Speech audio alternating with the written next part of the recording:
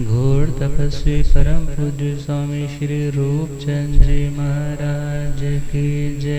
शासन प्रभाव को प्रवर्तक पंडित रतन पूज्य गुरुदेव श्री जगदीश मुनि जी महाराज की जय। आगम ज्ञाता आगम पुरुष सरसन हिमाचल केसरी उपाध्याय भगवंत श्रद्धे गुरुदेव श्री जितेंद्र मुनि जी महाराज की जय।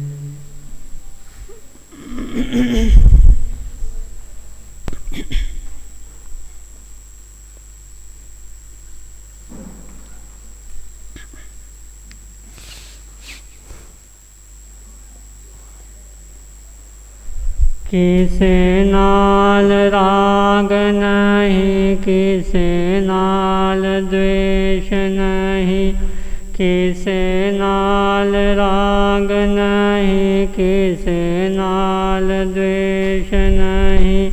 आत्मानंद नो कोई विकलेश नहीं, आत्मानंद नो कोई विकलेश नहीं। किसे नाल राग नहीं, किसे नाल द्वेष नहीं, किसे नाल राग नहीं, किसे नाल द्वेष नहीं। आत्मानंद नो कोई विकलेश नहीं, आत्मानंद नो कोई विकलेश नहीं। कोड़ा कानू बोला मेरा किसे नाल वैर नहीं, कोड़ा कानू बोला मेरा किसे नाल वैर नहीं। सबे मेरे अपने ते कोई मैनू गैर नहीं, कोई मैनू गैर नहीं। नाल जहान मेरा अपना तां देश नहीं, नाल जहान मेरा अपना तां देश नहीं। आत्मानंद नो कोई विकलेश नहीं, आत्मानंद नो कोई विकलेश नहीं। किसे नाल राग नहीं, किसे नाल द्वेष नहीं, किसे नाल राग नहीं, किसे नाल द्वेष नहीं। आत्मानंद नो कोई विकलेश नहीं, आत्मानंद नो कोई विकलेश नहीं। सुख रूप आत्मा में किदे नाल प्रेम जोड़ा, सुख रूप आत्मा में किदे नाल प्रेम जोड़ा। सब घट राम मेरा किदे वल्लों मुँह मोड़ा, किदे वल्लों मुँह मोड़ा। किसे दावी मेरे नालों वखरा है पेश नहीं, किसे दावी मेरे नालों वखरा है पेश नहीं। आत्मानंद नो कोई विकलेश नहीं, आत्मानंद नो कोई विकलेश नहीं। किसे नाल राग नहीं, किसे नाल द्वेष नहीं, किसे नाल राग नहीं, किसे नाल द्वेष नहीं। आत्मानंद नो कोई विकलेश नहीं, आत्मा आनंद नु कोई भी कलेश नहीं। बन के ना हाकम ते हुकम चलावा मैं, बन के ना हाकम ते हुकम चलावा मैं। किसे दाना दास बन हाथ नु फैलावा मैं, हाथ नु फैलावा मैं। जगत सराय विच रहना मैं हमेश नहीं, जगत सराय विच रहना मैं हमेश नहीं। आत्मा आनंद नु कोई भी कलेश नहीं, आत्मा आनंद नु कोई भी कलेश नहीं। किसे नाल राग नहीं, किसे नाल द्वेष नहीं, किसे नाल राग नहीं, किसे नाल द्वेष नहीं। आत्मा आनंद नु कोई भी कलेश नहीं, आत्मा आनंद नु कोई भी कलेश नहीं। खुशी नाल फुल नानी हंस के बोलावे कोई, खुशी नाल फुल नानी हंस के बोलावे कोई। गुस्से गुस्से नाल बोल नानी गाल काढ़ जावे कोई, गाल काढ़ जावे कोई। जोश नाल आन देना क्रोध ते आवेश नहीं, जोश नाल आन देना क्रोध ते आवेश नहीं। आत्मा आनंद नु कोई भी कलेश नहीं, आत्मा आनंद नु कोई भी कलेश नहीं। किसे नाल राग नहीं, किसे नाल द्वेष नहीं, किसे नाल राग नहीं, किसे नाल द्वेष नहीं। आत्मा आनंद नु कोई भी कलेश नहीं, आत्मा आनंद नु कोई भी कलेश नहीं।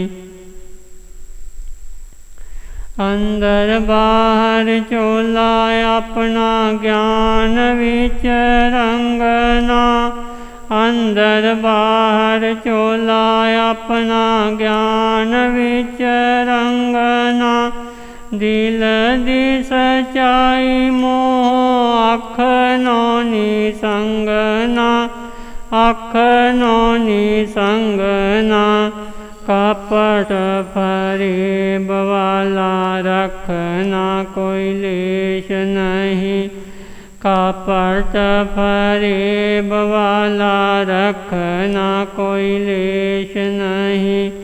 आत्मा आनंद नु कोई भी कलेश नहीं, आत्मा आनंद नु कोई भी कलेश नहीं। किसे नाल राग नहीं, किसे नाल द्वेष नहीं, किसे नाल राग नहीं, किसे नाल द्वेष नहीं। आत्मा आनंद नु कोई भी कलेश नहीं, आत्मा आनंद नु कोई भी कलेश नहीं, आत्मा आनंद नु कोई भी कलेश नहीं।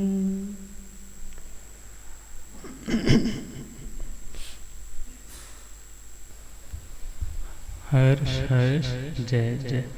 अब हम श्रवण करेंगे मंगलमय स्तवन महासाध्वी प्रवचन प्रभाविका कर्मठ योगिनी श्री सुनीता जी महाराज साहब के श्रीमुख से मंगलमय भजन।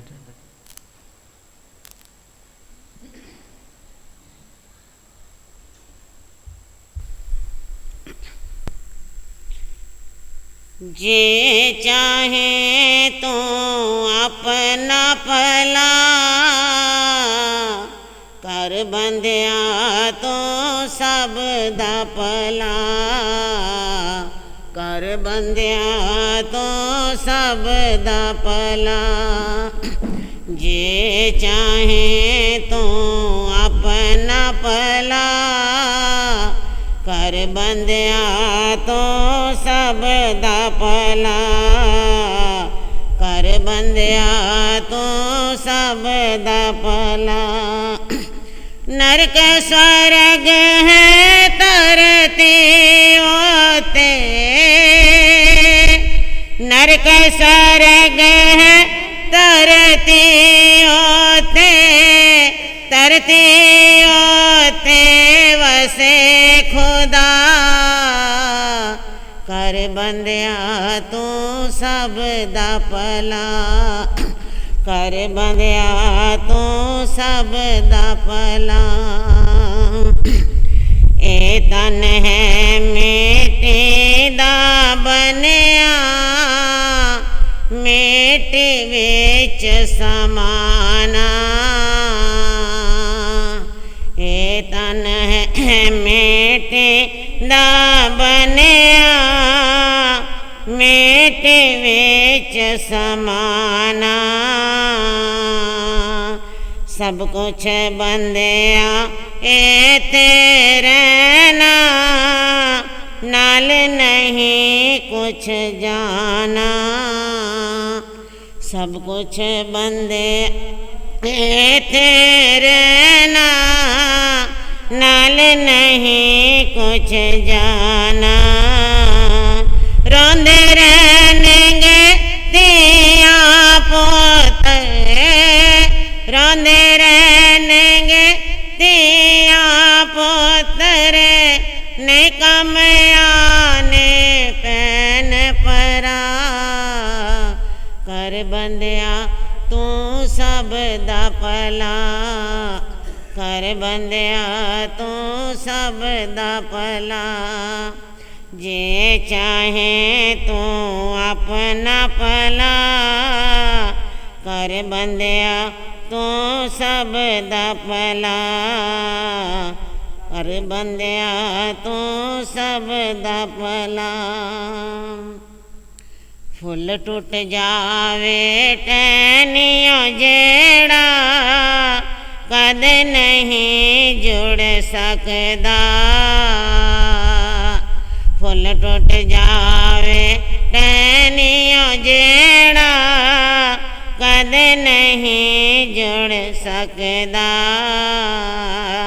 बंदा जेड़ा गया जहानो कद नहीं मुड़ सकदा।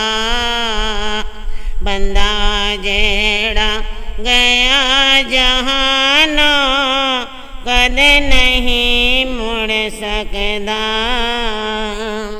राजिया ते महाराजिया नू भी राजिया ते महाराजिया नू भी ताई गज मिलने सिर्फ जगा कर बंदिया तू सब दा भला कर बंदिया तू सब दा भला।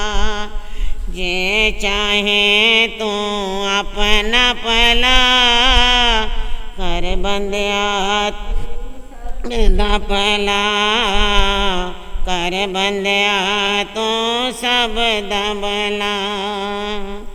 दुख दे के सुख मंगन वाले कद नहीं सुख पांदे। दुख दे के सुख मंगन वाले कद नहीं सुख पांदे। सुख दे के दुख वंडन वाले सदा अमर हो जांदे। सुख दे के दुख वंडन वाले सदा अमर हो जांदे। अपना कीता सबने पाना, अपना कीता सबने पाना। आत्म अंदर जोत जगा, कर बंदिया तू सब दा भला।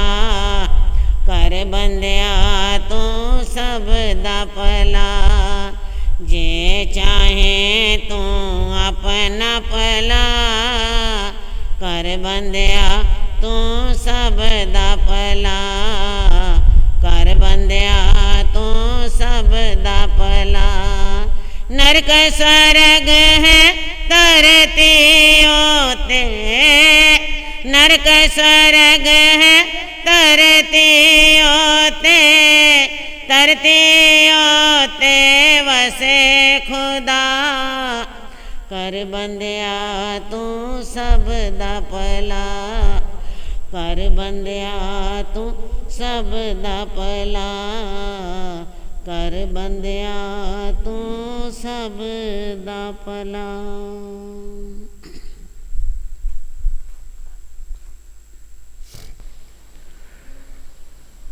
धम मंगल मुकेट अहिंसा संयमोत देवा वेतन नमस्ते। जस धमे सया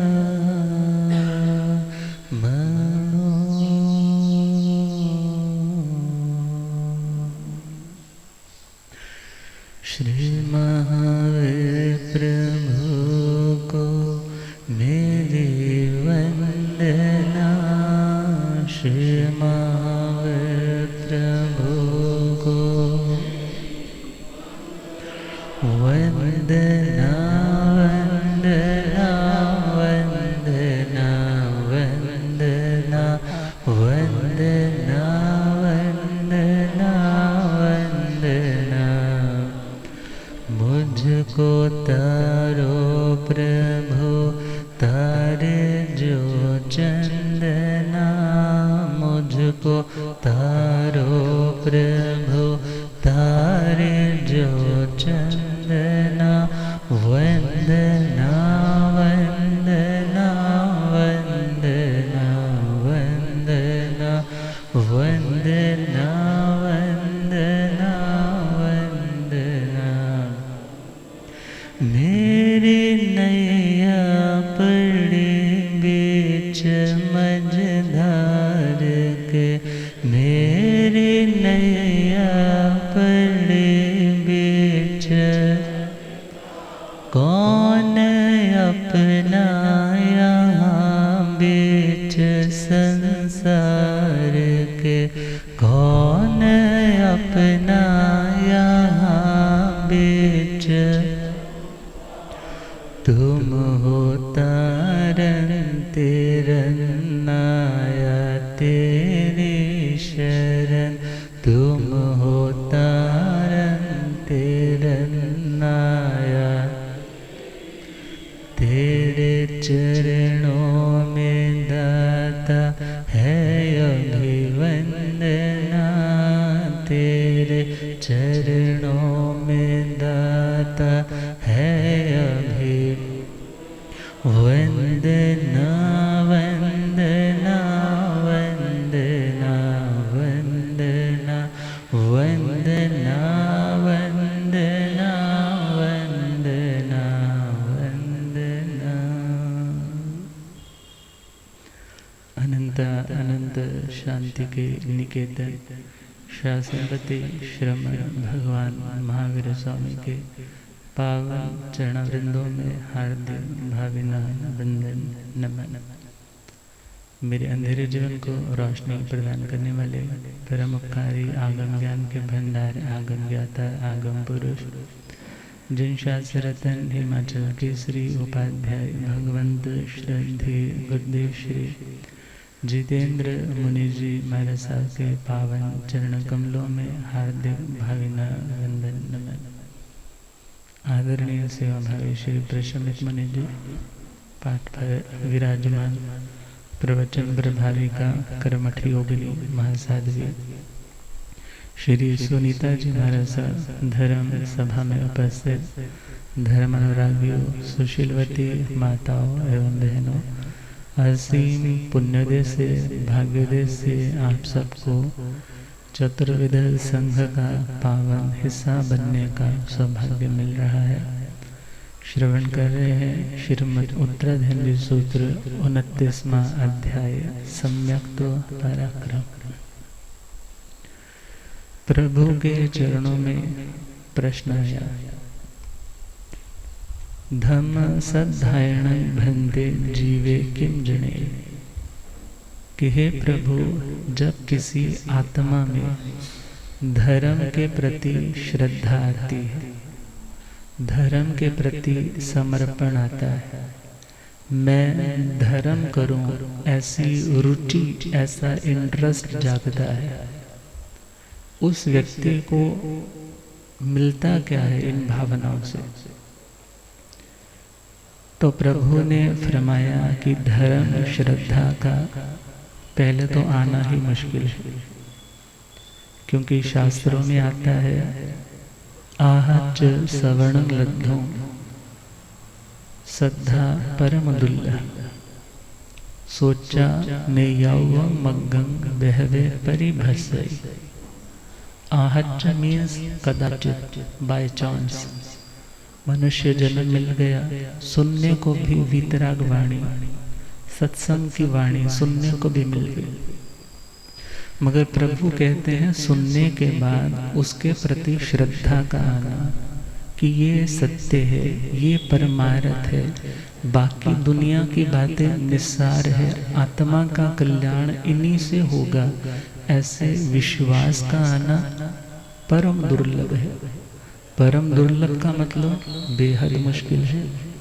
क्यों? क्योंकि दुनिया में बहुत से लोग सुनते बहुत कुछ है, मगर सुनाते भी है, सुनते भी हैं, याद भी बहुत कुछ है।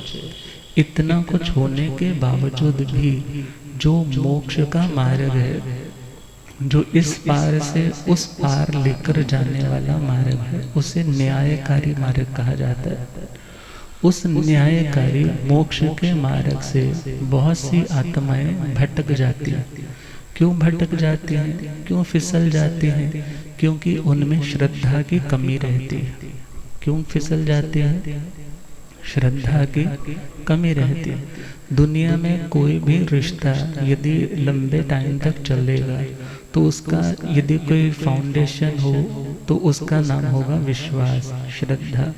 यदि हर पल पल तुम्हारे मन में अपने पार्टनर के प्रति संदेह आ रहा है, डाउट आ रहा है, तो वो रिश्ता तुम्हें लंबे वक्त तक आनंद देने वाला नहीं होगा।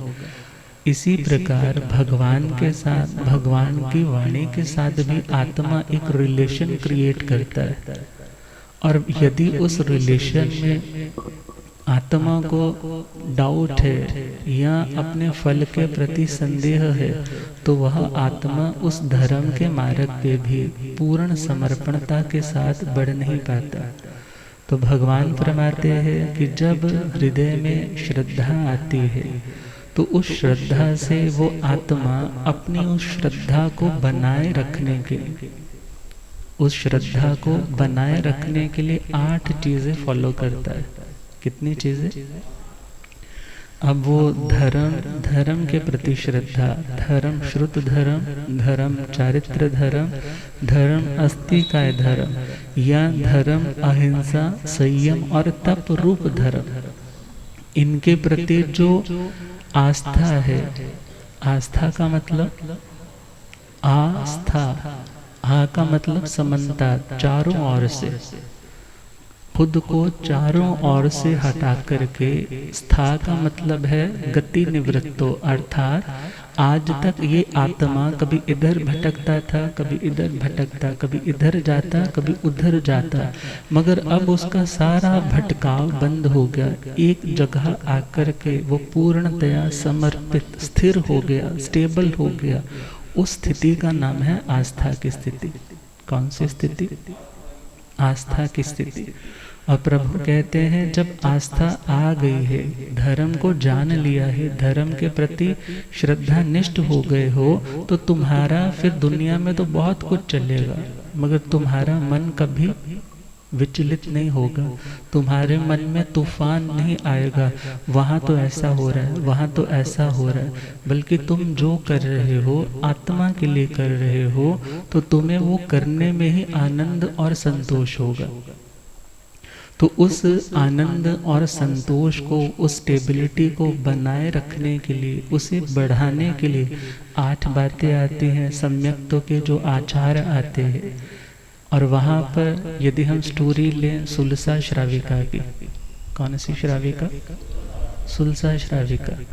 कथा साहित्य माला में इनका वर्णन आता है। और प्रभु के चरणों में अंबड़ परिव्राजक, अंबड़ भी 2 तरह के हुए हैं। एक का तो वर्णन श्रीमद् औपपातिक जी सूत्र में आता है, जिन्होंने अपने अदत्त नय ग्रहण करने का जो नियम था उसे पालते हुए उन्होंने प्राण त्यागे थे, 5वें देवलोक में गए थे, मगर एक अंबड़ रिद्धि संपन्न हुए हैं और उनका संसार तो अभी लंबा है, मगर तीर्थंकर बनेंगे। और कहा जाता है जब प्रभु के चरणों में वंदन नमन करके वो कहने लगे, प्रभु आज मैं राजगृह जा रहा हूँ, कोई संदेश हो, कोई मैसेज हो, आपका कोई भक्त हो जिसको कुछ कहना हो, तो प्रभु ने कहा कि हाँ, वहाँ एक सुलसा नाम की श्राविका है। कौन सी श्राविका? उसे हमारा धर्म संदेश देना, कहना धर्म लाभ। अब जैसे ही सुना बड़ा मन में लगा, आज तक तो प्रभु ने किसी के लिए कोई मैसेज नहीं डिलीवर किया, कन्वे नहीं किया, भेजा नहीं, ये क्या कोई खास श्राविका है? टेस्ट करना चाहिए, परखना चाहिए, जांचना चाहिए कि इसमें ऐसा क्या है, क्या विशेषता है जो प्रभु के श्रीमुख से इसका नाम आया है। और वो रिद्धि संपन्न तो थे, विद्या सिद्ध भी थे, और वो पहुंच गए हैं उस नगर के बाहर। और जाते सार ही उन्होंने, क्योंकि अलग अलग रूप बनाने में उनके पास विद्याएं थी, उन्होंने शिव शंकर जी का रूप धारण कर लिया। सारे नगर में शोर मच गया कि हमारी धरती पे कौन उतर आए हैं। वो भोले शंकर जिनकी लोग नित्य उपासनाएं करते हैं, वो साक्षात प्रकट हो गए हैं। सारे लोग भागे आ रहे हैं कि एक बार हम दर्शन कर ले, एक बार हम देख ले, एक बार हम वंदन कर ले। सुलसा श्राविका को भी किसी ने कहा कि इस प्रकार शिव शंकर आए हैं, तुम भी चलो दर्शन करने के लिए। वो अपनी समायक में बैठी है, साधना कर रही है, कहने लगी मैं जिनके प्रति समर्पित हूँ वो मेरे पास है, अतः मुझे अन्य किसी स्थान पर जाने की आवश्यकता नहीं। तिरस्कार नहीं किया, मगर जहाँ अपना झुकाव है उस झुकाव को क्लियर कर दिया।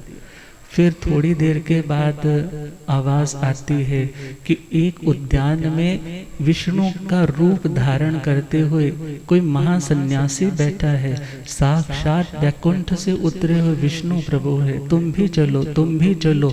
लोगों की भीड़ जो कभी शिव शंकर को देखने गई थी अब उधर की ओर हो गई, मगर वो सुलसा श्राविका वहां भी नहीं गई। फिर ब्रह्मा जी का रूप धारण किया तो भी नहीं गई। अब अंबड़ परिव्राजक सोच रहे हैं, हो ना हो इससे जो समर्पण है वो अपने भगवान महावीर स्वामी के प्रति है, तो चलो मैं उन्हीं का रूप धारण कर लेता हूँ, क्योंकि वो परफेक्ट है रूप धारण करने में। और उन्होंने वीतराग भगवान महावीर स्वामी का रूप धारण किया, मानो सामान्य समोसरण टाइप की रचना भी कर दी और बड़ी शांत मुद्रा में बैठ गए हैं। और जो जो उनके अनुयायी थे, उनको मानने वाले थे और अन्य भी जो लोग थे, उन्होंने जब सुना कि भगवान पधारे हैं, भगवान पधारे हैं, उन्हें वंदन करने के लिए, उनके दर्शन करने के लिए लोग झुंडों के झुंड निकल निकल करके आए। और ये बात किसको कही गई? पड़ोस वाली कहने लगी, अरे तू विष्णु जी के दर्शन करने नहीं गई, भोलेनाथ जी के नहीं करने गई, अब तो तेरे भगवान आए हैं ना। कौन आए हैं?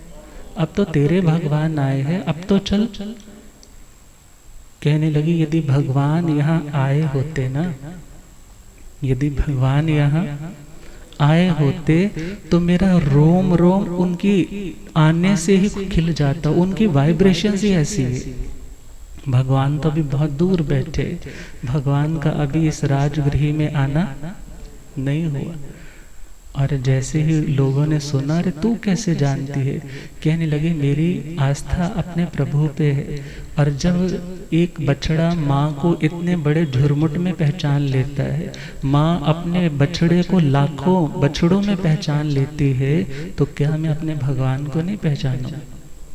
मुझे तो जिन पे आस्था है वो यदि आए होते तो मेरे अंदर अलग ही उत्साह, और मैं भी नहीं बता पाऊंगी कि वो क्यों ऐसा होता है। क्यों? क्योंकि वो आस्था ही ऐसी है, वो झुकाव ही ऐसा है, वो समर्पण ही ऐसा है। और जैसे ही ये बात अंबड़ परिव्राजक ने सुनी और देखा कि वो तो आई नहीं जिसके लिए मैंने इतना कुछ किया, और वो स्वयं उसके दरवाजे पर आए, दरवाजा खटखटाया और कहा, हे श्राविका तुम्हें नमन है, हे श्राविका तुम्हें, तुम्हारी श्रद्धा को नमन है, तुम्हारे विश्वास को नमन है। मैंने इतने रूप बनाए मगर तुम मेरे पास वहां नहीं आए। कहने लगी, आपने अपना कार्य किया, मगर आपने ऐसा सब क्यों किया? अपनी पुण्यवाणी को क्यों क्षीण किया? आपके पास इतनी साधना है, आपने साधना व्यर्थ के चमत्कारों में क्यों लगा दी? कहने लगे, मैंने प्रभु से सुना था कि वहां कौन सी श्राविका है? सुलसा श्राविका। और आपके लिए प्रभु ने धर्म संदेश कहा।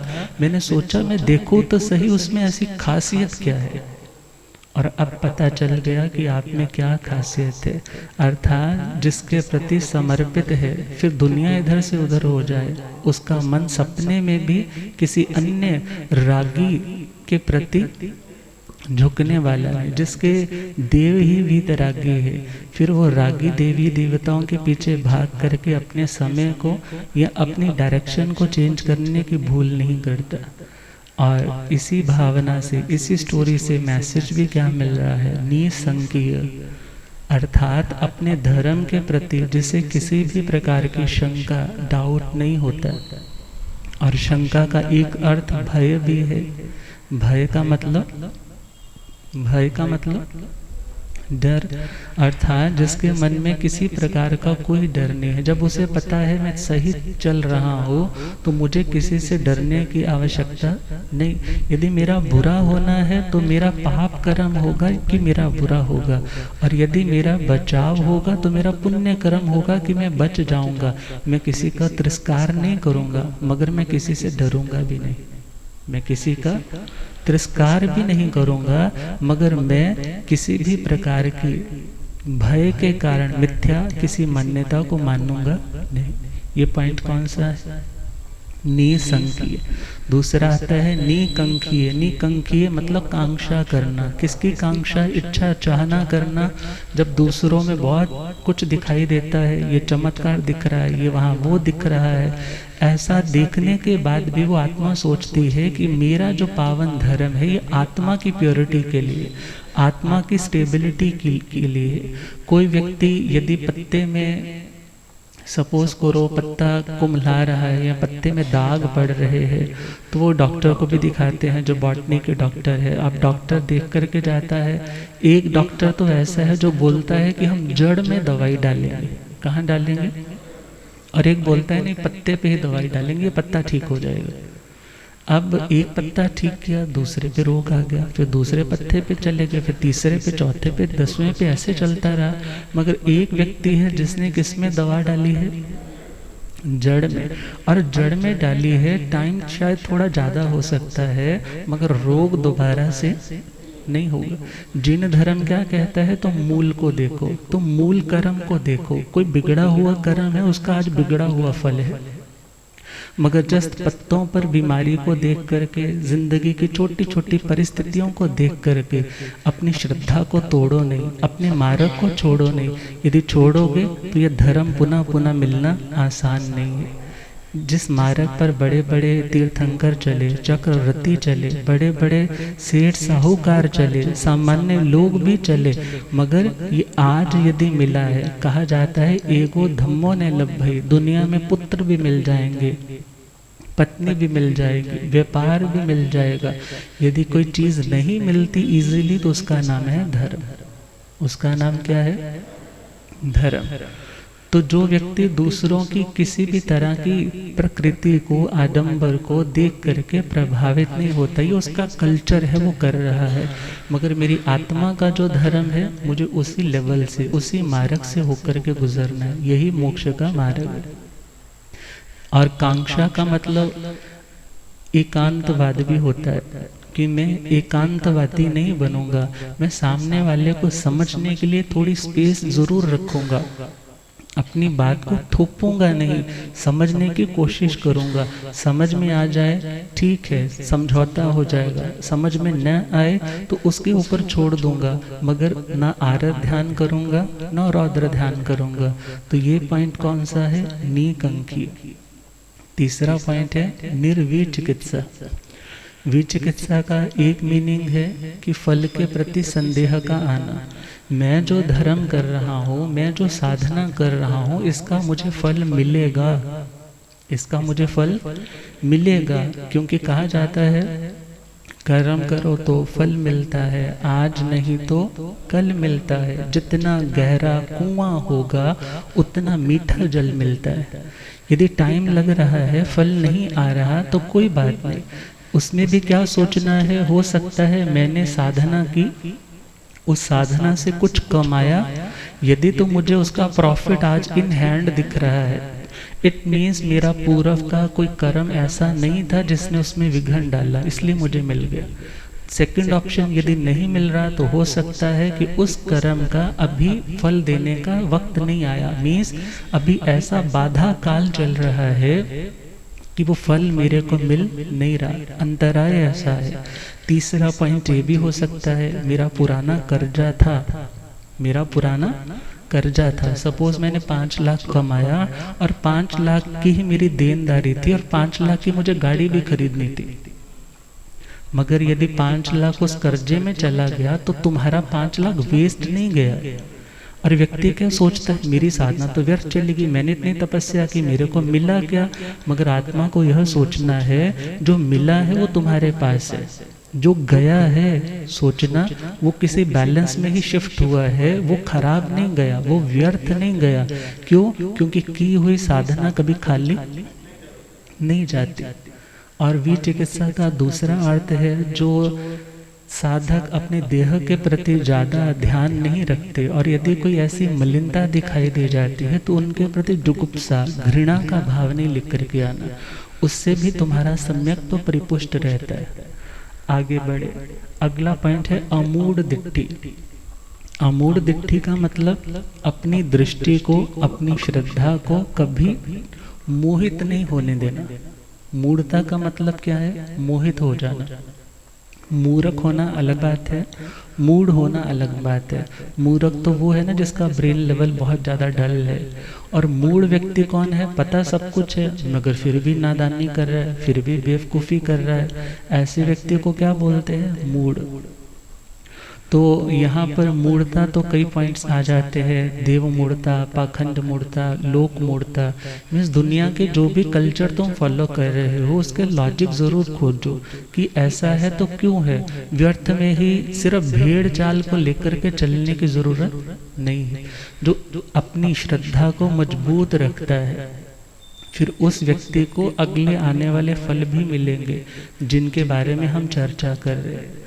और प्रभु कहते हैं उपभूः, जो व्यक्ति उपभृंगणता मीन्स यदि किसी के अंदर कोई उत्तम गुण है तो उसको बहुत एप्रिशिएट करते हो दुनिया में बताता है। इससे क्या होगा? धर्म तुम्हारा दूसरे के हृदय में भी आस्था का स्थान ले पाएगा। मगर यदि तुम अपने ही लोगों से जेलसी करोगे, तो वहाँ पर तुम्हारा धर्म भी धीरे धीरे संक्षिप्त होने लग जाएगा। उपवूह अर्थात यदि किसी के अंदर कोई अच्छाई है तो उसे बढ़ा करके कहना, और यदि किसी में बुराई है तो उसे ढक देना। उसे क्या कर देना? ढक देना। मगर होता क्या है? उल्टा। यदि कोई दूसरा बेगाना है तो उसकी बुराई को तो खोल दिया जाता है और अच्छाई को ढक दिया जाता है। मगर ऐसी क्रियाओं से आत्मा का अहित है, आत्मा की श्रद्धा ही आने वाले टाइम में कमजोर होती है। अगला पॉइंट है स्थिरीकरण, स्थिर करना। मीन्स यदि कोई व्यक्ति अस्थिर है, अनस्टेबल है श्रद्धा के मामले में, तो उसे इस तरीके से समझाना कि उसकी जो श्रद्धा जा रही थी वो पुनः क्या हो जाए? स्थिर हो जाए। जैसे एक व्यक्ति का व्यापार ध्वस्त हो गया, मगर उस व्यक्ति को तुमने दोबारा से सपोर्ट किया, सहारा दिया, और उस व्यक्ति का बिजनेस दोबारा से फ्लोरिश हो गया। अब तुमने यदि उसके व्यापार को पुनः मेंटेन करने में सहयोग दिया है तो तुमने वहाँ पर भी एक अच्छा कार्य किया है।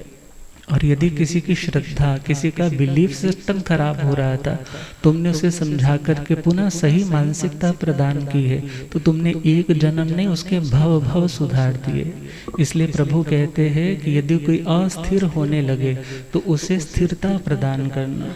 और अगला पॉइंट है वात्सल्य भाव। जैसे गाय बछड़े के प्रति बड़ा स्नेह रखती है, ऐसे ही अपने सहधर्मियों के प्रति उन लोगों की यदि कोई वृद्धि होती है तो बहुत सुंदर भाव रखे, अर्थात ईर्ष्या का भाव ना रखे। माता पिता और गुरु ही ऐसे हैं जो अपने बच्चे या अपने शिष्य की बढ़ोतरी को देख करके हमेशा खुश होते हैं। मगर यदि सौतेला व्यवहार मन में आता है अपने सहधर्मी को देख करके, तो धीरे धीरे तुम्हारी दृष्टि वाले लोग, तुम्हारी मान्यता वाले लोग वो कम होते जाएंगे, वो दूसरों में शिफ्ट होने लग जाएंगे। कहेंगे कि यहाँ तो लोग टांगे ही बहुत खींचते हैं, ये कौन सा धर्म है? मेरे को तो ये धर्म अच्छा लगता है, मेरे को तो ये धर्म अच्छा लगता है। इवन तुम्हारे अपने ही परिवारों में लोग अलग अलग संप्रदायों वाले हो जाते हैं। किसके कारण? जब तुम सामने वाले के प्रति वात्सल्य भाव नहीं रखते हो, मात्र उसकी बात को काटने के लिए, उसकी कमियों को उछालने में लग जाते हो, तो तुम्हारा धर्म प्रॉस्पर नहीं कर पाता। और लास्ट पॉइंट है प्रभावना, अर्थात ऐसा उत्तम आचार स्वयं पालना जिससे सामने वाला व्यक्ति प्रभावित हो जाए। और जब प्रभावित हो गया तो व्यक्ति कहता है, भाई तुम कौन सा धर्म अपनाते हो, तुम्हारी चर्या कैसी है, मुझे भी वहाँ लेकर के चलो। तुम्हारा तो डिमीनर बहुत अच्छा है, तुम्हारा तो वे ऑफ टॉकिंग बहुत अच्छा है, तुम डिसीजन बहुत अच्छे लेते हो, तुम अपना नहीं बल्कि सबका अच्छा चाहते हो, मुझे भी ऐसे लोगों के पास लेकर जाओ जहाँ से तुम्हें ऐसे संस्कार मिलते। इसका नाम क्या है? प्रभावना। इसका नाम क्या है? प्रभावना। और इससे श्रद्धा मजबूत होती है। और प्रभु कहते हैं जब धर्म श्रद्धा मजबूत है तो वह आत्मा फिर धर्म के प्रति पूर्णतया समर्पित हो जाता है। फिर वो धर्म उसकी जिंदगी का पार्ट ऑफ लाइफ नहीं बल्कि हार्ट ऑफ लाइफ हो जाता है। पार्ट ऑफ लाइफ नहीं रहता है बल्कि क्या हो जाता है? जैसे हार्ट क्या करता है? ब्लड को प्यूरिफाई करते हुए कोई क्लॉटेज ना आ जाए, हर चीज़ को आगे के आगे भेजता रहता है। और इसी प्रकार यदि हमने धर्म को बिठा रखा है हृदय में, तो कुछ भी यदि गलत है तो उसको भी कैसे प्यूरिफाई करना है। कोई गलत विचार आ रहा है या हमने कुछ गलत कर दिया है, धर्म है तो हम खुद को प्यूरिफाई करते रहेंगे। मगर यदि धर्म हार्ट की तरह हमारे भीतर है तभी ऐसा हो पाएगा, अदरवाइज ब्लॉकेज आती रहेंगी। मोक्ष के मार्ग में भी ब्लॉकेज आएगी, उन्नति के मार्ग में भी ब्लॉकेज आएगी। तो भगवान से पूछा कि प्रभु जब धर्म के प्रति श्रद्धा आती है तो आत्मा को क्या मिलता है? आत्मा को क्या मिलता है? किसी व्यक्ति ने पूछा तुम्हें तो बहुत धर्म पे श्रद्धा है, तो तुम मुझे बताओ कि तुमने आज तक क्या पाया है? धर्म की श्रद्धा से तुमने आज तक क्या पाया है? क्या तुम्हारी मन्नतें पूरी हो गई? तो उसका उत्तर था कि भाई जब धर्म के प्रति श्रद्धा आती है तो इच्छाएं चली जाती। इच्छाएं क्या हो जाती हैं? जब तक इच्छाएं मन में आ रही है, लालसाएं मन में आ रही है, मुझे ये मिले, मुझे वो मिले, मुझे शब्द रूप गंध रस स्पर्श, ये अनुकूल विषय मिलते चले जाए, यदि ये भावना अभी तक दिल में आ रही है, इट मीन्स अभी तक धर्म श्रद्धा पैदा नहीं हुई। और जब धर्म श्रद्धा आती है तो वह व्यक्ति हर हाल में आनंदित रहता है, क्योंकि वो जानता है ये कर्म, और कर्म करने वाला मैं, कर्म भोगने वाला मैं, मुझे तो शीघ्र अतिशीघ्र कर्म काटने हैं, और उसका जो मार्ग है मैं उस मार्ग पे चल रहा हूँ। मगर मुझे किसी पदार्थ की लालसा कामना करके अपनी धार्मिक श्रद्धा को दूषित नहीं करना। एक व्यक्ति सुना रहे थे, कहते मेरे पिताजी के पिताजी 32 आगमों के ज्ञाता थे। अपने पूर्व संतों से भी उन्होंने खूब साधनाएं सीख रखी थी, मगर उनका एक नियम था कि मैं कभी इन विद्याओं का प्रयोग नहीं करूंगा। मगर ऐसी घटना घटी, कहने लगे हमारे पिताजी बेसुध से हो गए, आंखें बाहर निकाल ली, ऊपरी सी हरकतें करने लग पड़े। माताजी ने मैसेज भेजा कि पिताजी को, ससुर जी को घर वापस लेकर के आओ, उनको बोलो कि अपने बेटे को आकर के संभाले, वो दुकान से नहीं आए। फिर शाम तक वो स्वयं जाकर के आई, हाथ पकड़ करके कसम दिला करके घर लाई कि आप घर चलो, देखो तो सही आपके बेटे को क्या हो रहा है। जैसे ही घर आए और घर आते सार देखा कि हाँ ये प्रॉब्लम है, और सब कह रहे हैं तुम इतना कुछ जानते हो, कुछ तो करो। और उन्होंने अपना जो साधना को जो यंत्र इत्यादि बनाना था बनाया, और उसके यहाँ पर बांध दिया। और जैसे ही बांधा कुछ सेकंड्स में वो क्या हो गया, बिल्कुल नॉर्मल हो गया। अब जैसे ही नॉर्मल हुआ है, और नॉर्मल होने के बाद वो व्यक्ति कहने लगे दादाजी ने सबके सामने कहा आज मैंने अपना नियम तोड़ दिया, आज मैंने अपना नियम तोड़ दिया, मैंने ये चीज़ों का प्रयोग न करने का नियम लिया था, मगर आज परिवार के मुंह में आकर के मैंने नियम को भंग कर दिया। और कहते हैं 6 महीने के बाद उनकी समाधि मरण हो गया।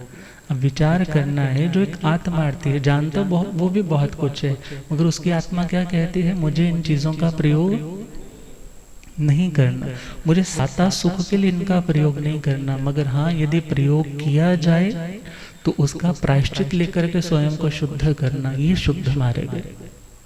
अब भगवान से पूछा कि प्रभु धर्म श्रद्धा आई तो क्या मिला? प्रभु ने कहा जो आज तक आत्मा साता वेदनीय सुख के झूले में झूल रहा था, अब मन क्या कहता है, पता नहीं कब कोई दुख आकर के झूले से धक्का दे करके दुख के गहरे गर्त में पहुंचा दे, इसलिए मुझे इस झूले पर चढ़ने की कामना नहीं करनी। आज तक तो उन भोगों के प्रति आसक्त था, अब विरक्ति का भाव आने लगा।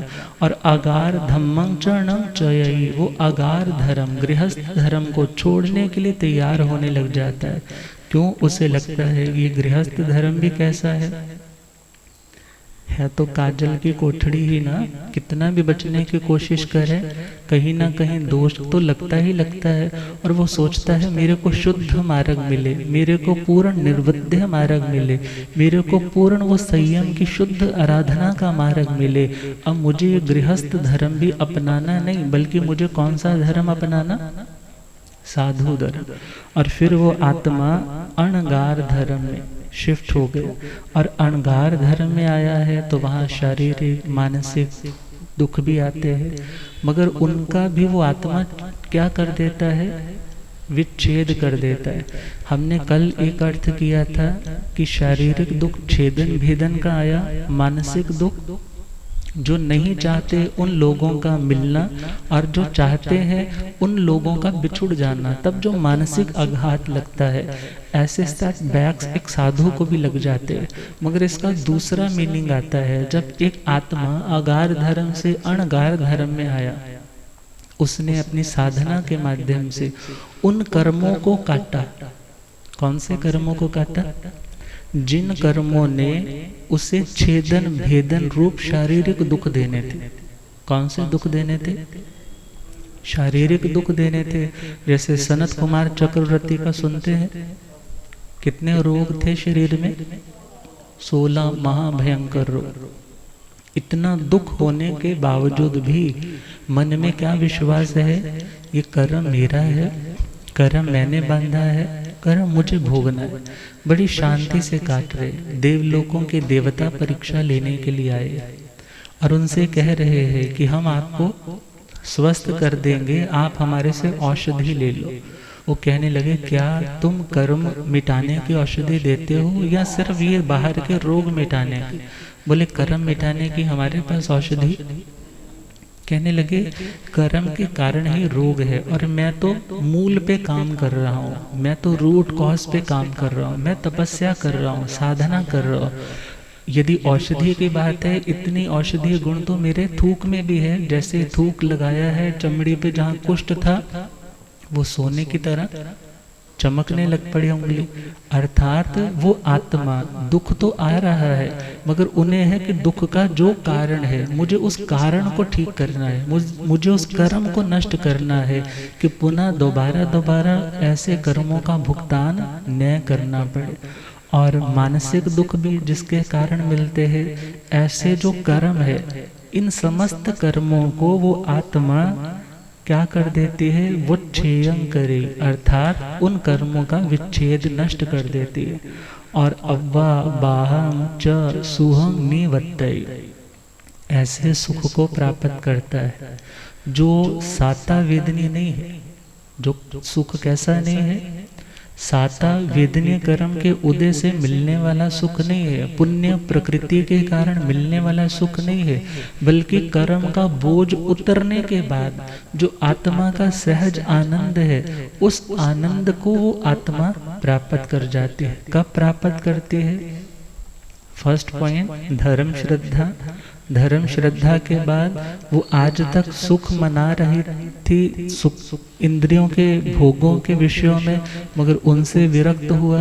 उनकी विरक्ति के बाद अगार धर्म को छोड़ा, अणगार धर्म में आया और शारीरिक और मानसिक दुख देने वाले उन कर्मों को भी उसने काट दिया और मोक्ष सुख का सच्चा अधिकारी बन गया। धर्म रुचि से प्रभु, धर्म रुचि से प्रभु, इंसान क्या पाता है? धर्म रुचि से प्रभु, इंसान क्या। सुनते हैं कि श्रद्धा से वो पार चला गया। ये कैसे? श्रद्धा व भक्ति से हो, श्रद्धा व भक्ति से भव कैसे तर जाता है? श्रद्धा व भक्ति से भव कैसे तर जा। भगवान फिर क्या कहते हैं? विषयों की आशाओं से लगती निराशा है हो, विषयों की आशाओं से लगती निराशा। तृष्णा है दुख जननी हो, तृष्णा है दुख जननी, वैरागी हो जाता है। श्रद्धा व भक्ति से भव ऐसे तिर जाता। गृहस्थ वृत्ति लगे काजल के जो कोठड़ी हो, गृहस्थ वृत्ति लगे काजल की जो कोठड़ी। साधु जीवन उज्जवल लगे हो, साधु जीवन उज्जवल। हर पल दिल ये गाता है, धर्म रुचि से प्रभु इंसान क्या पाता है। धर्म रुचि इंसान क्या बांधे जो खुद बंधन, समता से खोले उन्हें। हो बांधे जो खुद बंधन, समता से खोले उन्हें। मिटते हैं दुख सारे, हो मिटते हैं। शिव सुख को वो पाता है, श्रद्धा व भक्ति से भव ऐसे तिर जाता। धर्म में हो विश्वास, जगता तभी परभास। हो धर्म में हो विश्वास, जगता तभी परभास। देहों से मुक्ति मिले, हो देहों से मुक्ति मिले। विदेही हो जाता है, धर्म रुचि से प्रभु इंसान क्या श्रद्धा व भक्ति से भव को तिर जाता है। श्रद्धा व भक्ति से भव से तिर जाता। अर्थात जब आत्मा में धर्म के प्रति श्रद्धा जागृत हुई तो उससे दृढ़ता जागृत हुई, दृढ़ता जागृत हुई तो कर्म काटने की हिम्मत जागृत हुई। गुरुदेव पधारे। हो रब मेरा सत गुरु बन के आया मैनो,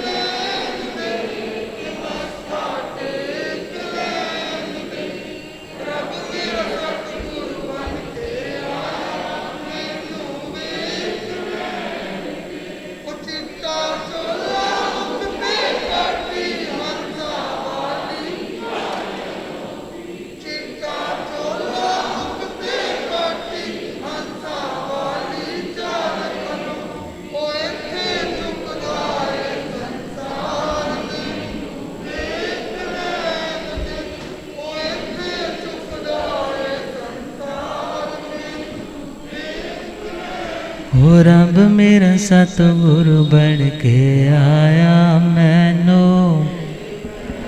ओ पौंदे पौंदे पानी देंदा सुके बूटे हरे कर देंदा। पौंदे पौंदे पानी देंदा सुके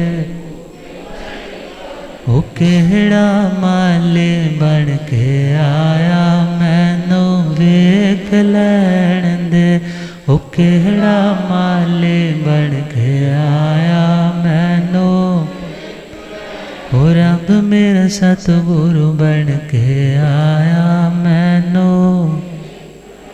भूलि आगम ज्ञाता आगम पुरर्जय शासरतन हिमाचल के श्री उपाध्याय भगवंत श्रद्धे गुरुदेव श्री जितेंद्र मुनि जी महाराज की जय। तो धर्म श्रद्धा हमें अपने मार्ग पर बढ़ने की गति भी देती है और स्थिरता भी देती है।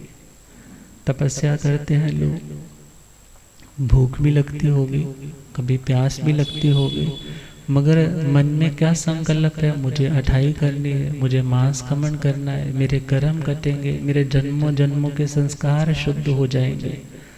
अब ये धर्म श्रद्धा ही है जो उस व्यक्ति को मंजिल तक पहुंचाती है। और यदि धर्म श्रद्धा न हो तो साधु की जिंदगी में केश लोच है, नंगे पांव जाना है, महाव्रतों की धारणा करनी है, यदि वो उसमें बढ़ रहा है तो किसके बल से? धर्म श्रद्धा है तो स्थिरता है, धर्म श्रद्धा है तो मजबूती है। और यदि धर्म श्रद्धा नहीं तो दुनिया का आकर्षण कभी भी उस व्यक्ति को अपनी ओर खींच करके उसको मार्ग से भ्रमित कर सकता है। तो आज के लिए इतना ही। कल को शॉर्ट में मृगापुत्र जी का भी छोटा सा दृष्टांत रह गया है, धर्म श्रद्धा पे है। ऐसे तो शास्त्र भरा पड़ा है, भले वो थावचा पुत्र जी हो, मेघ कुमार जी हो, काली सुकाली महारानियाँ हो, तो धर्म श्रद्धा ही थी जिन्होंने उन्हें वैराग्य के मार्ग पर अग्रसर किया। तो आज अपने इस विषय को थोड़ा डिले करते हुए कल के ऊपर छोड़ रहे हैं। फिर अगला जो पॉइंट गुरु साधार्मिक सेवा, उसको स्टार्ट करेंगे। हम गुरुदेव कृपा करें। ओम।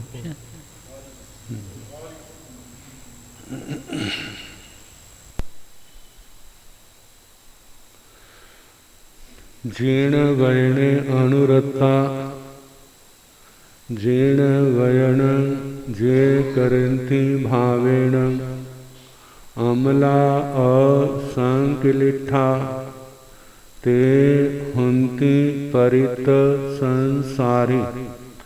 बोलिए भगवान महावीर स्वामी की। पावन चरित गुरुदेव जी। बंधु मन वच काए भव सागर को तरण में करो हमारी सहाय। जिन शासन जिन वाणी सदा जयवंत हो, श्रवण संग सदा अविचल मंगल हो।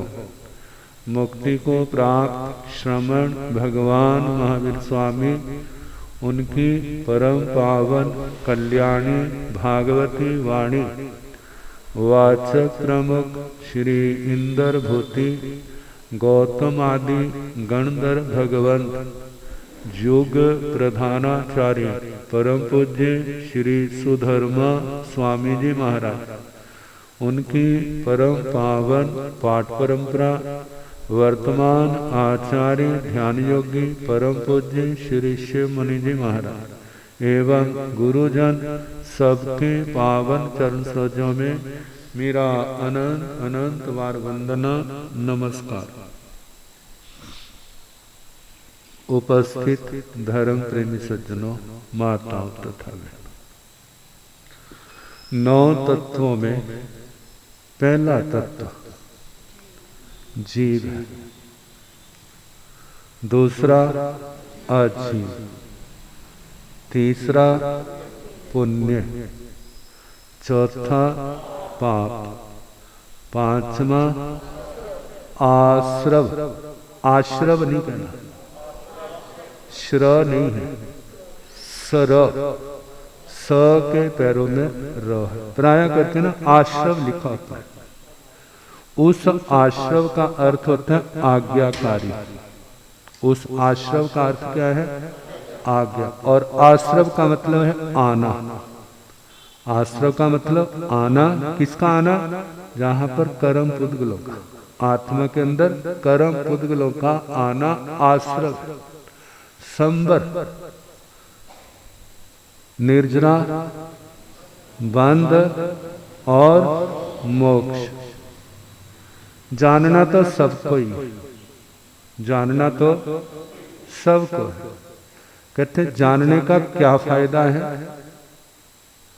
कहते जानते ना हो किसी को तो क्या दशा होगी? जब हम किसी परिचित को मिलने जाते हैं तो हमारी क्या दशा होती है, और जब अपरिचित को मिलने जाते हैं किसी काम के लिए तब क्या रूप होता है? जहां परिचय है वहां पर खुशी है। मानो कहीं अच्छा नहीं है, उससे मिलना है तो पहले तैयारी कर लेते हैं, क्योंकि विपरीत प्रसंग आएगा तो उसका सामना कैसे करें, और ना पता हो तो फिर कैसे होगा? तो कहा जानना सबको है, मानना भी सबको है। मानने का मतलब जो जैसा है उसको उसी रूप में स्वीकार करना। कई बार आवेश में आके कहते मैं तेरे को कुछ नहीं मानता, कहते नहीं मानता जे तेरी अज्ञानता है, मेरी सत्ता है, तुम नहीं मानते तो जे तुम्हारी अज्ञानता है, और जे अज्ञानता मिथ्यात्व का पोषण करने वाली, अज्ञानता को बढ़ाने वाली। कहते जो जैसा है उसको वैसा मानना, जो जैसा है उसको वैसा मानना। जीव को जीव मानना, अजीव को अजीव मानना, पुण्य को पुण्य मानना, पाप को पाप मानना, आश्रव को आश्रव, संबर को संबर, निर्जरा को निर्जरा, बंद को बंद, और मोक्ष को मोक्ष। जो जैसा है उसको वैसा मानना। और दुनिया के अंदर ऐसा भी होता है, कहते हैं मानो तो सही, लेकिन जो तुम जानते हो मानते हो वो सारा कहने वाला नहीं होता। जो तुम जानते हो, जो तुम मानते हो, वो सारा कहने वाला नहीं होता। जिसके कहने से नुकसान हो उसको ना बोलो, जिसको कहने से नुकसान हो तो ना बोलो, जिसको कहने से कुछ लाभ हो अपने को दूसरे को, उसको बोलने में कोई हर्ज नहीं है। आप मान लो कोई दबंग व्यक्ति है, गुंडा है, आप उसको कहेंगे वो गुंडा है, तुम्हारा दुश्मन बन जाएगा, कोई बोलना जरूरी है। और वह कभी भी आपका गला पकड़ सकता है। किसका नुकसान हुआ? ऐसा क्यों हुआ? क्योंकि हमारी जबान में कंट्रोल नहीं, हमने बिना विचारे कह दिया। तो कहा जानो मानो, और उसके बाद जो अच्छा नहीं है उससे बचो, जो अच्छा नहीं है उससे बचो, और जो अच्छा है उसकी संगति करो। दुनिया में सुखी होने का रास्ता कौन सा? यही तो है। जो अच्छा नहीं है उससे बचो, उसको छोड़ दो। जो अच्छा है उसकी ओर चलो। अच्छा नहीं है उससे बचो, बचने का प्रयास करो। नहीं बच सकते हो तो मतलब का काम किया और उसके बाद वहां से निकल जाओ। और जो अच्छा है उसकी ज्यादा से ज्यादा संगति करो। दुनिया में सुखी होने का भी यही रास्ता है, और मोक्ष का रास्ता कोई इससे अलग थोड़ा है। मोक्ष का रास्ता इससे अलग नहीं है। जो अच्छा नहीं है उसको छोड़ दो। क्या अच्छा नहीं है? पाप अच्छा नहीं है, पाप अच्छा नहीं है उसको छोड़ दो। आश्रव अच्छा नहीं है, बंद अच्छा नहीं है, तो उसको क्या करो? उसको छोड़ दो। और अच्छा क्या है? एक दुनिया की दृष्टि से है, एक अध्यात्म की दृष्टि से। दुनिया की दृष्टि से पुण्य अच्छा है, संसार की दृष्टि से पुण्य अच्छा है। आप किसी रोते को उसके आंसू पोंछते हो, उसकी हेल्प करते हो, वो काम क्या है? उसको बुरा नहीं कहा, वो सहयोग, उसको बुरा नहीं कहा। किसी का दुख दर्द बटाते हो, इसको बुरा नहीं कहा। भूखे को भोजन देते हो, प्यासे को पानी देते हो।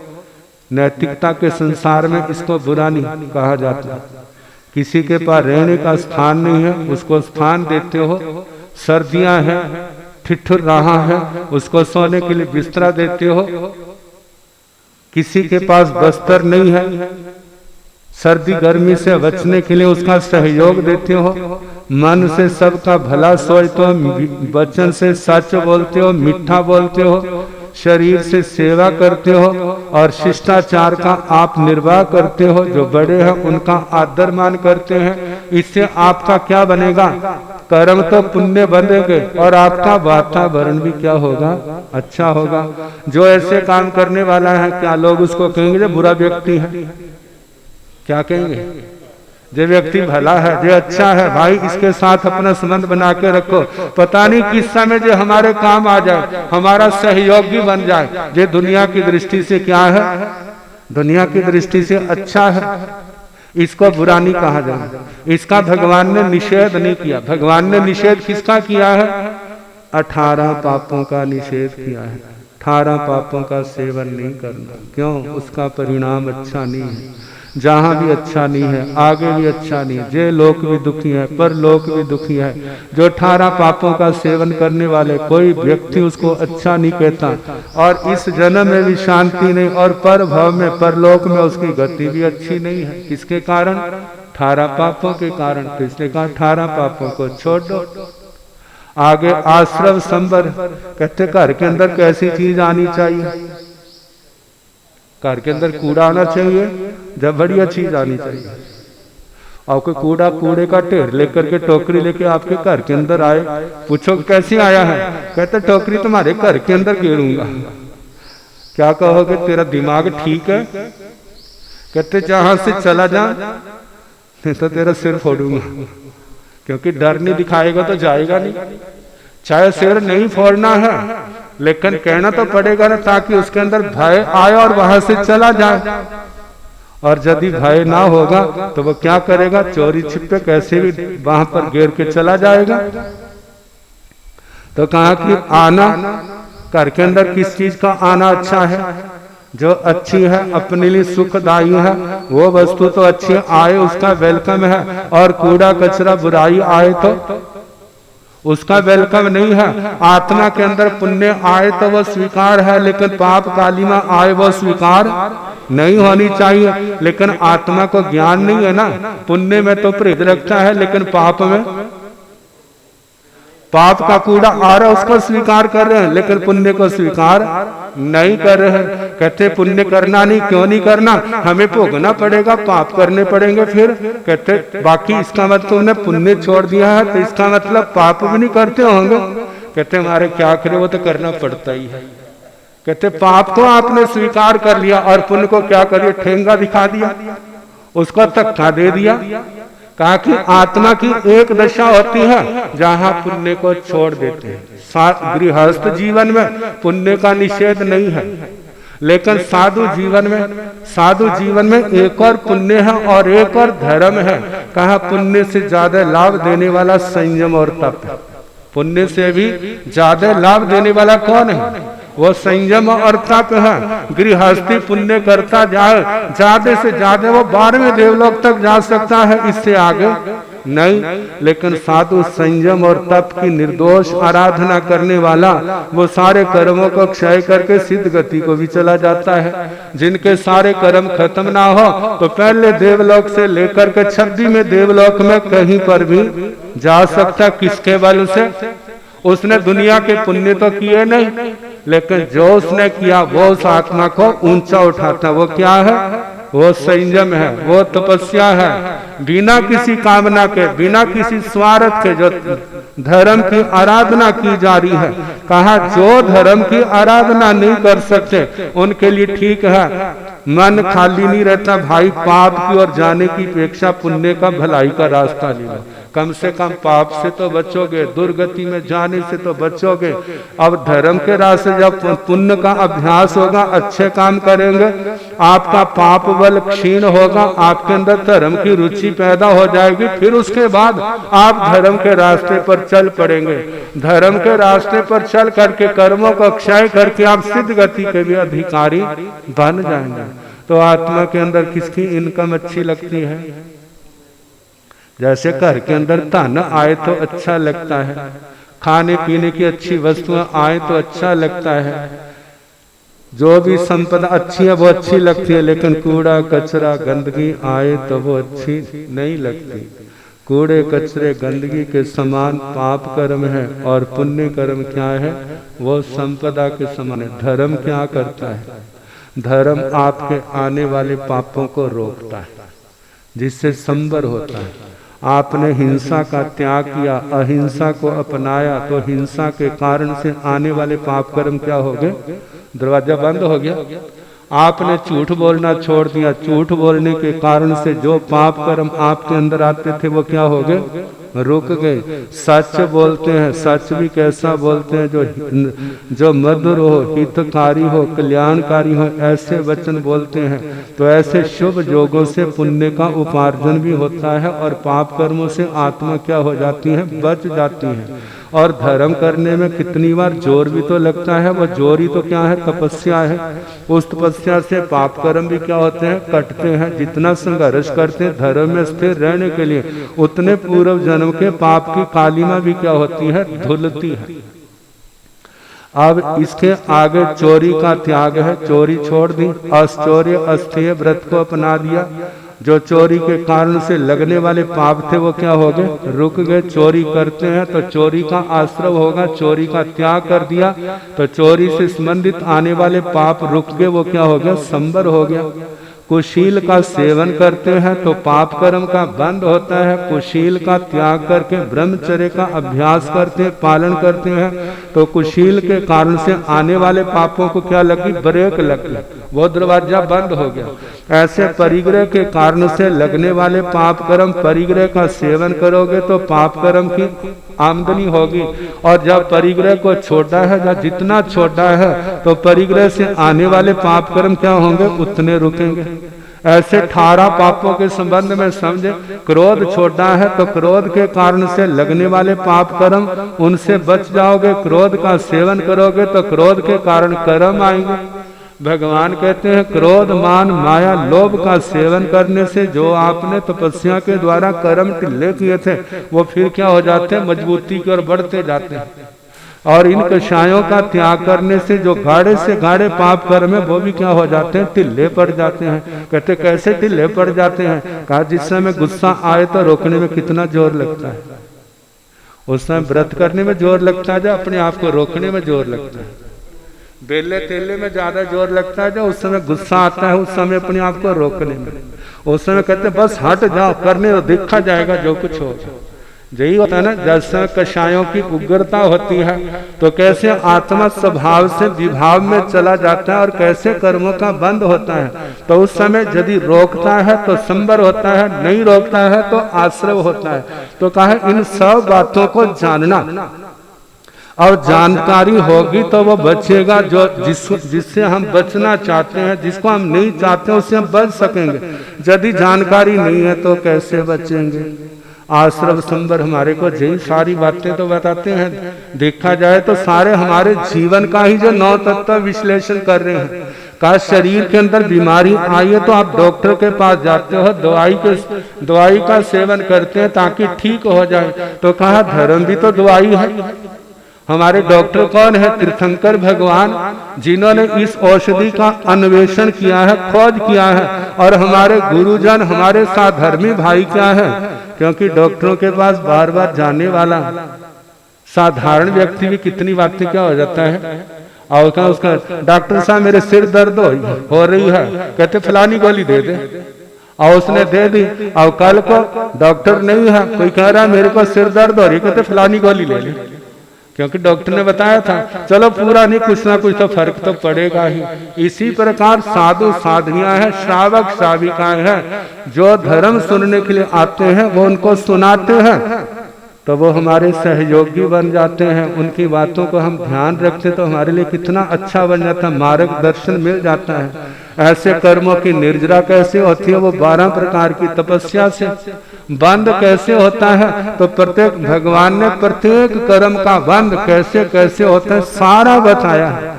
लेकिन जब हम पढ़ेंगे, सुनेंगे, जानेंगे तो पता चलेगा। अब इनकी निर्जरा कैसी होती है वो भी बताया है। आत्मा का मोक्ष कैसे होता है वो भी क्या किया है? बताया है। अब पहला तत्व कौन सा है? जीव तत्व। जो जीवों का संसार कितना बड़ा है भला। इनको जानने के लिए तुम्हारे पास कितने साधन हैं। जैसे टीवी के अंदर प्रोग्राम आते हैं ना, संसार के जीव जंतुओं का परिचय कराते हैं, किस देश में किस जाति का कौन सा प्राणी रहता है, दिखाते हैं ना। और समुद्री प्राणी जो है कितने प्रकार के हैं। कहा इनको जानने का मतलब क्या है? भगवान कहते हैं सारे जीव जीना चाहते हैं। भगवान ने फरमाया ना, सब जीवा भी इच्छन्ति जीवियों न मरीजियों। जितने संसार के जीव सारे जीना चाहते हैं, मरना कोई भी नहीं चाहता। कहा उनमें हम क्या है? हमारी भावना भी तो यही है, मरना चाहते हैं वाला। जब बड़ी दुख मुसीबतें आ जाएं, कोई रास्ता ना मिले, सोचते हैं ऐसे जीने से तो मरना ही अच्छा। यही बोलते हैं ना, यदि वो आपका दुख दूर हो जाए फिर भी कहोगे मरना अच्छा है। केवल दुख से घबरा के कहते हैं मरना अच्छा है। गुरुजन कहते हैं, आज कहते हैं दुख से घबरा करके हम मर जाएंगे। गुरुजी कहा करते थे मरने के बाद भी शांति ना मिली तो किसकी माँ को मासी कहोगे? बोलो कहाँ जाओगे फिर? जब मरने के बाद भी चैन नहीं मिला फिर कहाँ जाओगे? फिर उस जैसे मैंने सोचा ही नहीं। कहते अब सोच ले। कहते मरने से अच्छा है तो साधु नहीं बन सकता, कम से कम किसी धर्म स्थान में बैठ के सेवा कर, वह झाड़ू पोछा लगा दे, वहां पर सफाई कर, कुछ ना कुछ तो तेरे को लाभ होगा। आने वालों की सेवा कर। और भी कितनी संसार के अंदर धार्मिक संस्था है, परोपकार की संस्था है, वहां पर अपने आप को समर्पित कर दे। कहते वहां पर मैं समर्पित कर दूंगा तो मेरे परिवार की पालना कौन करेगा? कहते परिवार की चिंता आगे जब मर जाएगा तो कौन करेगा? जब आत्महत्या कर लेगा तो फिर कौन करेगा? कहते जैसे मैंने सोचा नहीं था। कहते अपने आप को चलो अच्छा परिवार का तेरे को ध्यान है, शुक्र है, लेकिन उसके अलावा जो तेरा समय व्यर्थ में चला जाता है उसको कहाँ लगा दे?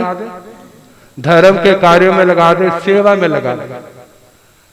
तो जीव क्या चाहते? जीना चाहते, मरना कोई नहीं। अब इसके आगे की चर्चा कल देखेंगे। ललो सत्संग मिठे अंगनेरिया, ललो सत्संग मिठे अंग, रस पी लो निसंग तो प्यारियो, रस पी लो निसंग तो प्यारियो, ललो सत्संग मिठे आंगन, ललो सत्संग मिठे आंगन, बते आत्म ज्ञान वाले बाल के, बते आत्म ज्ञान वाले, श्रद्धा भाव वाला तेल विच डाल के, श्रद्धा भाव वाला जोत जगा लो निसंग तो प्यारियो, जोत जगा लो निसंग तो प्यारियो, ललो सत्संग मिठे अंगनेरिया, ललो सत्संग। बड़े सौभाग्य से आप सभी को वीतरागवाणी का यह मधुर अमृत परिणाम की दृष्टि से रसपान प्राप्त हो रहा है और बड़े सौभाग्यशाली पधार करके लाभ ले रहे हैं। और आज जिनकी तपस्या है वो सौभाग्यशाली अपने बच्चे खान ले लें, जिनकी एक आसनों की तपस्या है।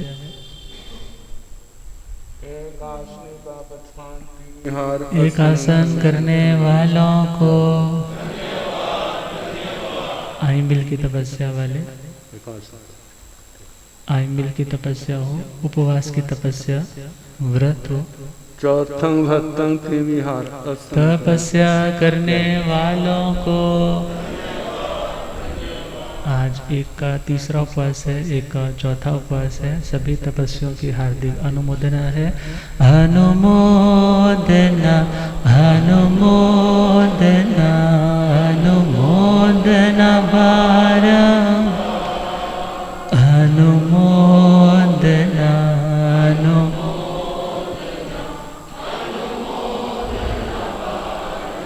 तपस्या करने वालों को, आगे के भाव रखने वालों को, इन्हीं शुभ मंगल भावनाओं के साथ संघीय सामाजिक सूचना, जयकारे और मंगल पर। बोल श्रमण भगवान महावीर स्वामी की जय।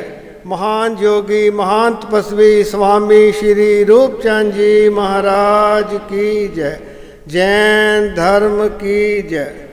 परम श्रद्धे परम पूज्य शासन प्रभावक उपप्रवर्तक पंडित रतन श्री जगदीश मुनि जी महाराज की रतन माला के अनमोल रतन, आगम ज्ञाता आगम पुरुष जिन शासन रतन हिमाचल केसरी उपाध्याय भगवान पूज्य गुरुदेव श्री चंद्र मुनि जी महाराज, तब श्रोमणी अध्यक्ष सेवा बाबी श्री रमन मुनि जी महाराज ठाणे 6 तथा संजम की पूर्व राधिका महासाध्वी राजेश्वरी जी महाराज की शिष्या कर्मठ योगिनी प्रचंड भाविका महासाध्वी सीता जी महाराज सहित सभी गुरुवंतों के पावन पितर चंद कमलों में बंदा नमस्कार के उपरांत सभी भाई बहनों को सादर जय निंदर।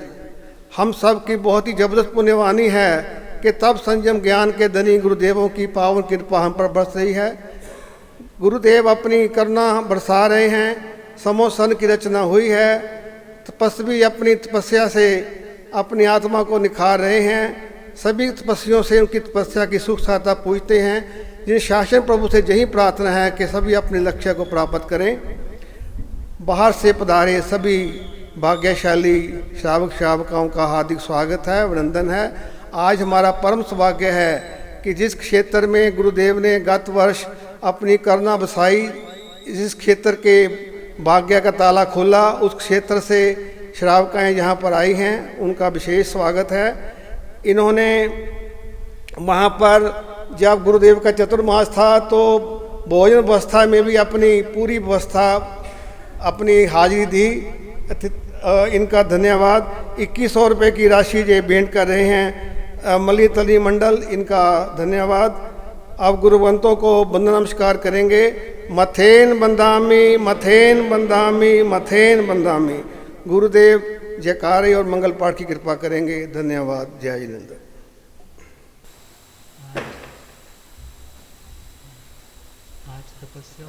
बोलियां नहीं है, तपस्या की बोलियां नहीं है, नहीं तो फरीदकोट वाले ज़रूर उठा लेते, क्योंकि पिछला चौमासा बहुत ही भावों के साथ सभी ने लाभ लिया था और कई मास कमेंट भी किए। और अब जगराओं की बारी है और तपस्या तो कर रहे हैं। ये ना सोचना कि महासाधु शुभ जी महाराज आप सबके हिस्से की कर देंगे। आपकी तपस्याएं आपको करनी है, वो तो दीर्घ तपस्विनी है, अपनी आत्मा की साधना के लिए निरंतर हर वर्ष करती है। तो आप लोग भी अपना बल पराक्रम जागृत रखें। 2 अथाइयाँ चल रही हैं, तो उनकी तपस्याओं की अनुमोदना बोली के माध्यम से तैयारी रखें। इन्हीं शुभ भावों के साथ बोलिए शासनपति श्रमण भगवान महावीर आचार्य सम्राट परम पूज्य श्री आत्माराम जी, आचार्य सम्राट परम पूज्य श्री आनंद ऋषि जी, आचार्य सम्राट परम पूज्य श्री देवेंद्र मुनि जी, वर्तमान आचार्य सम्राट ध्यान योगी परम पूज्य डॉक्टर श्री शिव मुनि जी, घोर तपस्वी परम पूज्य स्वामी श्री रूपचंद जी, गणावच्छेद परम पूज्य स्वामी श्री लालचंद जी, गणावच्छेद परम पूज्य स्वामी श्री गोकुल चंद जी, चारित्र चूड़ामणि परम पूज्य स्वामी श्री नेकचंद जी, शासन प्रभावक प्रवर्तक पंडित रतन पूज्य गुरुदेव श्री जगदीश मुनि जी,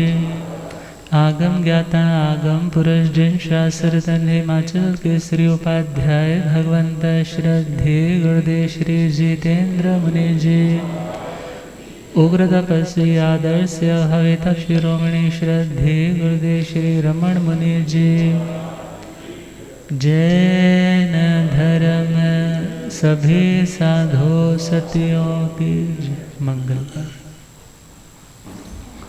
नमो अरिहंताण नमो सिद्धाण नमो आर्याण नमो उवध्यायाण नमो लोय संसाहुण ऐसो पंच नमो कारो सब पावकण सुनो मंगलानंत सम्मे सिंह परमं हवाई मंगलं श्री चतारि मंगलं हरिहंता मंगलं सिद्धा मंगलं साहो मंगलं केलिमनाथ धम्म मंगलं चतारि लोकोत्तमा हरिहंता लोकोत्तमा सिद्धा लोकोत्तमा साहो लोकोत्तमा केवलिमनाथ धम्मो लोकोत्तमा चतारि शरणं प्रवज्जामि अरिहन्ते शरणं प्रवज्जामि